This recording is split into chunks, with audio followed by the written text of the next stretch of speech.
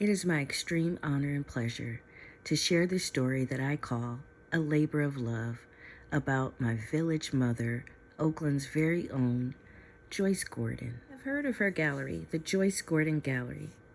I call it a social enterprise. It will be celebrating its 20th anniversary next year. This is in downtown Oakland, a place that has only become known for its art scene in just the last 15 years. Artists from all over the world, both famous and up and coming, have exhibited at the Joyce Gordon Gallery.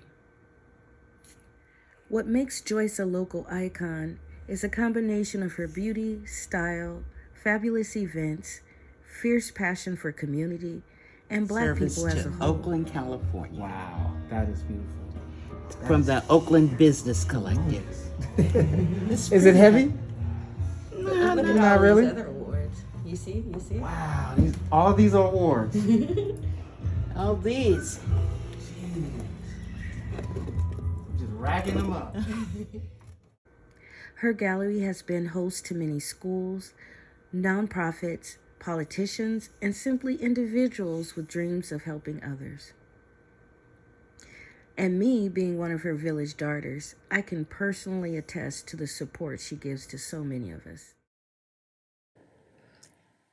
I believe Joyce's way of treating people as village, our family, comes from her upbringing. Most of the Black people in this village are either from the South or descendants of Southerners. Miss Gordon had the unique childhood experience of moving here at the age of 4, yet returning each year to her birthplace near Zachary, Louisiana. It was important to her parents that she keep in touch with her roots. Miss Gordon recalled the train station her family arrived to on that very important move. She also remembers Harbor Homes, the first place they lived. Harbor Homes was on the land that we now call Port of Oakland. She and her immediate family shared an apartment with her aunt and uncle and cousins. They were only there for a few months before moving to Albany, and then eventually she moved to the home she was raised in Berkeley. Miss Gordon graduated from Berkeley High School. She would hang out. They would share their work and philosophies. She loved to watch, not so much participate. But at home, in her room, was her solace. When she describes these times, I recognize it as the beatnik era. It is very well possible that these are the seeds planted for her future gallery. Miss Gordon chose cosmetology as her first career. This allowed her to provide for her 2 children and also space to hold events for community, things like book readings and luncheons and women's gatherings.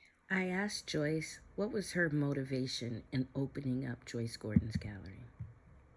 She said while working as a traveling hair platform artist, she was finally able to travel the country and see many galleries. She sadly didn't see any for Black people. She saw spaces and art, but they weren't fine art galleries. There seemed to be an invisible barrier keeping us off of those walls. Joyce was determined to not just sell art, but to make exhibiting accessible to talented artists.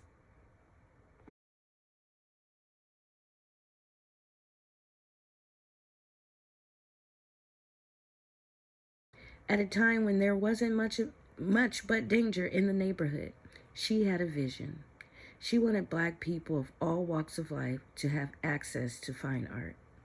She opened her door, and it had become home to so many. Now, downtown Oakland has a gallery on almost every block, but none with as much respect as Joyce Gordon's.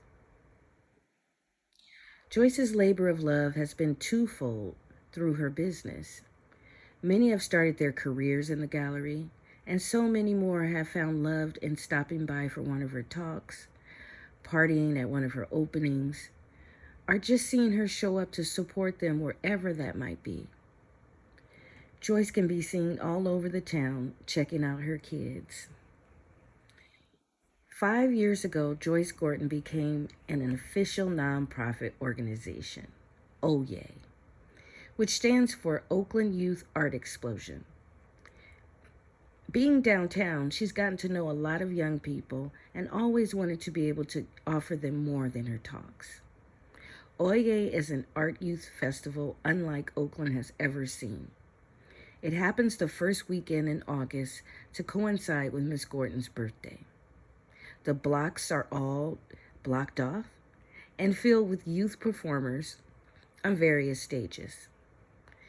Youth art vendors, fine artists like the sculptor Chooks teaches children for free. Oye also provides coats during the winter for children in need. Joyce Gordon says, "There are so many festivals in Oakland, but how many are just for our babies? Most festivals have a small children's area with jumpers or coloring, and that's just not what they deserve. They deserve so much more." End quote. The Oye Festival brings art workshops, youth curated art exhibits, youth vendors, mural making, roller skating, and skateboarding, just to name a few activities that happen on that day. Miss Gordon's desire is to consistently provide art training to children who would not otherwise have access. They don't have to want to be an artist to get the benefit of art, she says. It is workforce development at its finest. Young people are loved when they come to Oye. They usually love their workshop instructors, but really are inspired by Miss Gordon. Our children need those soft skills that come best when learned in a village space. Oh, I feel so special. Whoa, you guys, look at all these. Don't touch it. Miss Gordon says she's ready for her babies to step up. She wants to give them everything she has to offer because they are worth the investment.